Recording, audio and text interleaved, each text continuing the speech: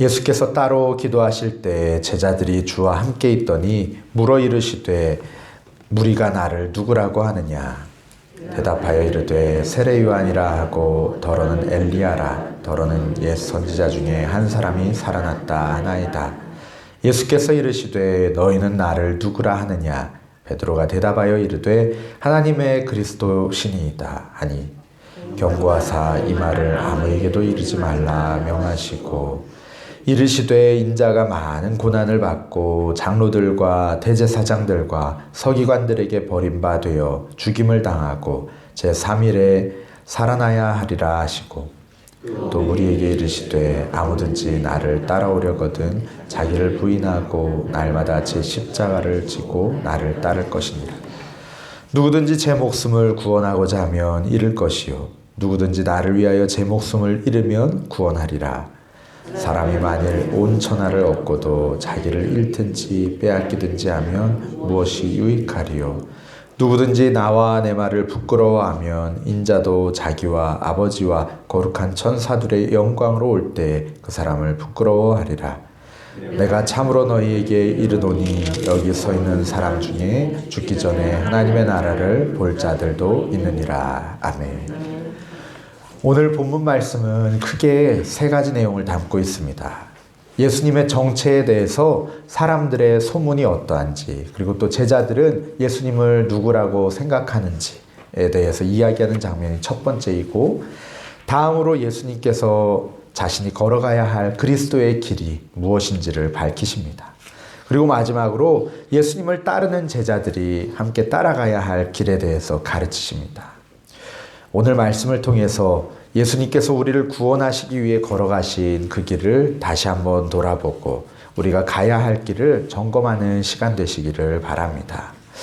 어제 본문 말씀 처음에는 예수님께서 12 제자들에게 능력과 권세를 주시고 하나님 나라를 전파하며 병든 자들을 고치도록 여러 마을로 보내셨습니다. 제자들이 동네마다 다니면서 곳곳에 복음을 전하고 병을 고쳤습니다. 주님께서 맡기신 임무를 잘 감당했습니다.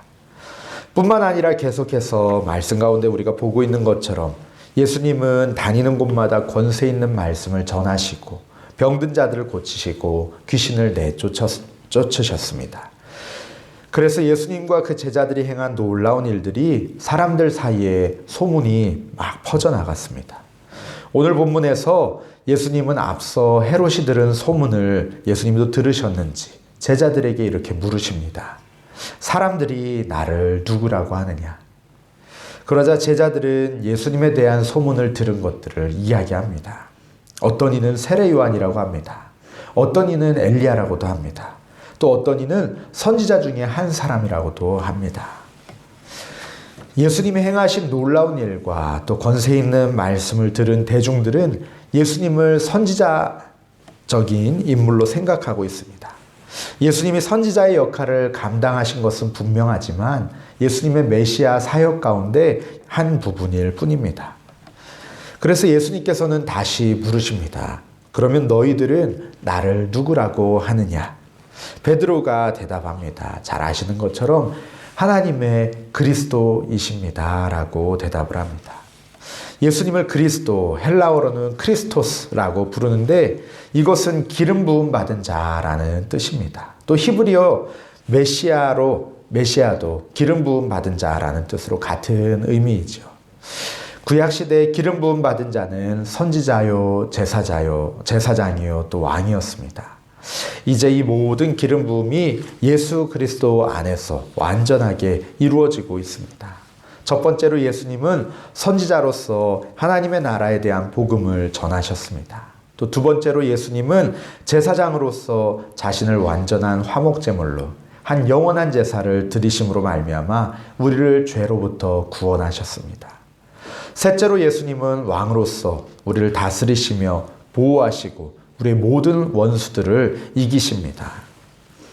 예수님이 그리스도라는 사실은 우리를 위한 제사장이요 만왕의 왕이시요 하나님의 말씀을 증거하시는 선지자로서 모든 직분을 온전하게 성취하셨다는 의미입니다.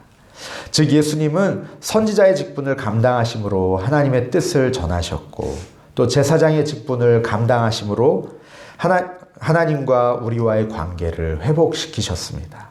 왕의 직분을 감당하심으로 하나님의 통치를 보여주셨습니다. 모든 직분을 온전하게 성취하심으로 우리의 구원자가 되셨습니다. 베드로는 하나님이 약속하시고 택하신 그리스도로 예수님을 정확히 알고 예수님께 그렇게 대답했습니다. 베드로의 대답을 들으신 예수님은 이 말을 아무에게도 하지 말라고 명령하시죠.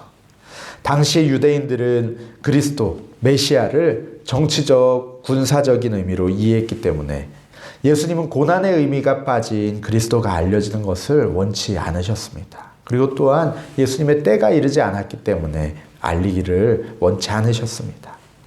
오늘 읽은 본문은 예수님의 3번의 순환 예고 중에서 첫 번째로 예수님께서 자신의 죽음과 부활에 대해서 말씀하시는 장면입니다. 물론 누가복음 5장에서 예수님의 순환에 대한 암시는 있었습니다.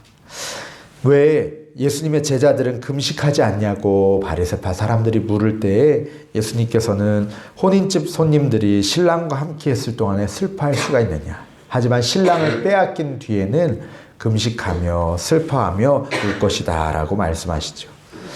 하지만 공적으로 정확하게 예수님의 죽으심과 부활에 대해서 예고하신 것은 이곳이 처음입니다. 예수님께서 많은 고난을 받으시고 죽임을 당하시고 사흘 만에 살아나야 할 것이라고 제자들에게 말씀하십니다. 예수님은 이사야서에 예고된 고난받는 종으로서 고난당하기 위하여 이 땅 가운데 오셨습니다. 예수님의 고난의 길은 많은 사람들의 속죄를 위한 길이기 때문에 반드시 고난과 죽음의 운명을 맞으셔야만 했습니다. 예수님이 예루살렘으로 가시는 길은 사람들이 생각하는 것처럼 정치적으로, 군사적으로 쿠데타를 일으키고 왕으로 등극하시기 위함이 아니었지요.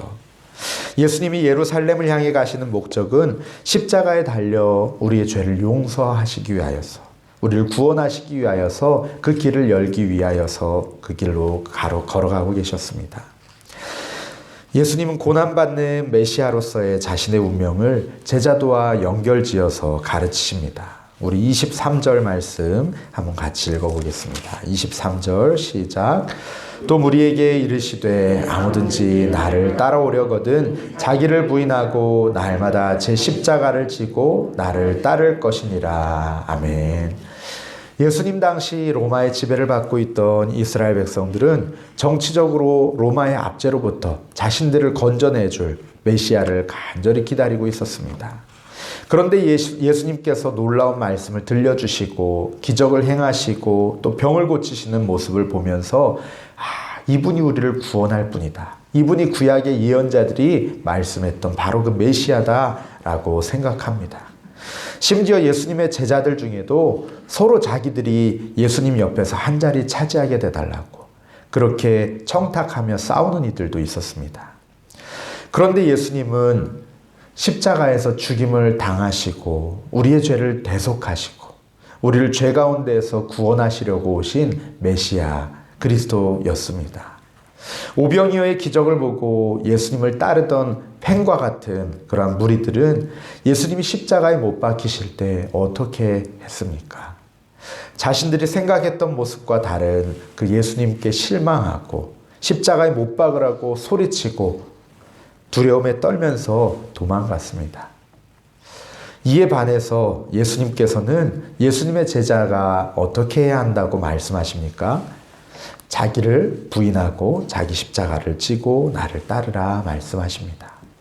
참 하나님이신 예수님께서 인류의 구원을 위한 성부 하나님의 뜻에 죽기까지 복종하심으로 우리에게 구원의 길을 열어주신 것처럼 나의 뜻, 나의 생각과 내 가치관을 다 내려놓고 하나님의 뜻에 복종하라라고 말씀하십니다. 사도 바울은 고린도전서 15장 31절에서 형제들아 내가 그리스도 예수 우리 주 안에서 가진 바 너희에 대한 나의 자랑을 두고 단언하노니 나는 날마다 죽노라 라고 고백합니다. 날마다 나의 고집과 내 교만과 내 생각과 죄에 대하여서는 죽고 예수님 안에서 하나님께 대하여는 살아있는 자로 살아가시기를 간절히 바랍니다. 우리 24절 말씀도 한번 읽어보겠습니다. 24절 시작. 누구든지 제 목숨을 구원하고자 하면 잃을 것이요 누구든지 나를 위하여 제 목숨을 잃으면 구원하리라. 아멘.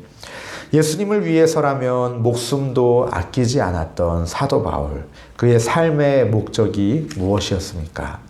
빌립보서 1장 20절 말씀에 보면 나의 간절한 기대와 소망을 따라 아무 일에든지 부끄러워하지 아니하고 지금도 전과 같이 온전히 담대하여 살든지 죽든지 내 몸에서 그리스도가 존귀하게 되게 하려 하나니 이는 내게 사는 것이 그리스도니 죽는 것도 유익함이니라 라고 고백하였습니다.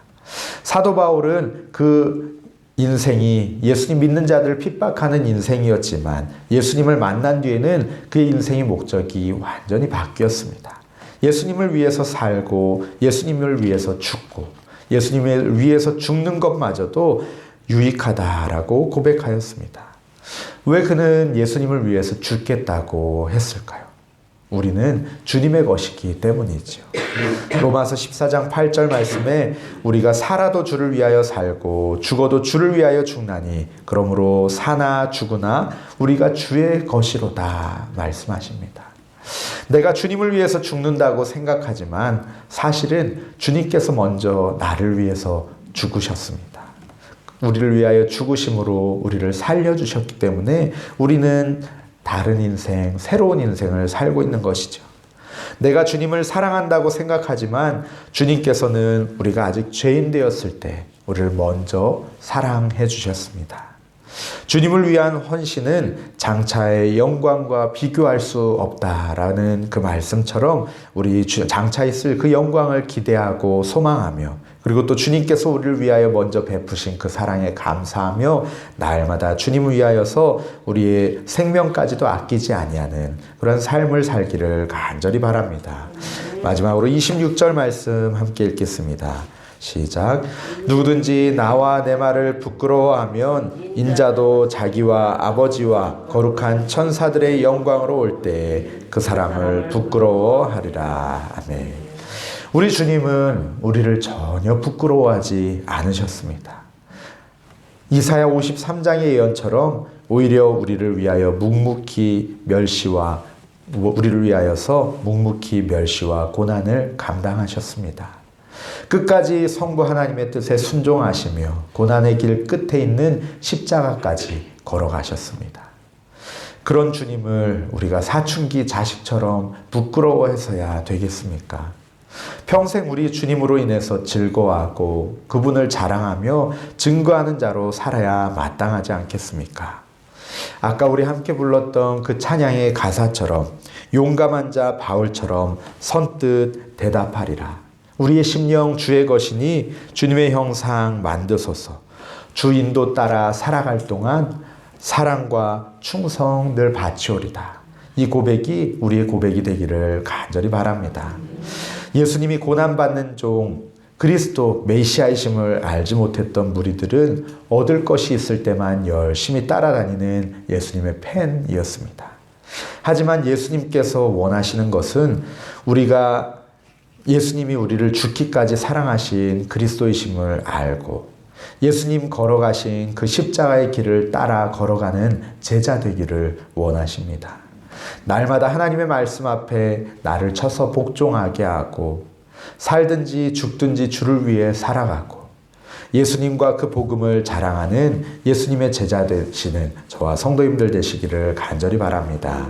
우리 시간에 함께 말씀을 붙들고 기도하기 원합니다. 하나님, 우리들 주님의 제자 되기 원합니다. 하나님, 예수님에게서 먹을 것들이 떨어질 때만 쫓아다니는 그러한 무리들 되지 않게 하여 주시고 정말 주님이 지신 십자가를 지고 날마다 나를 부인하며 주님 위하여서 나의 생명까지도 아끼지 아니하고 주님을 부끄러워하지 아니하고 주님께 모든 영광 돌리며 주님을 자랑하고 주님을 높여드리는 주님의 제자로 살아가게 하여 주시옵소서.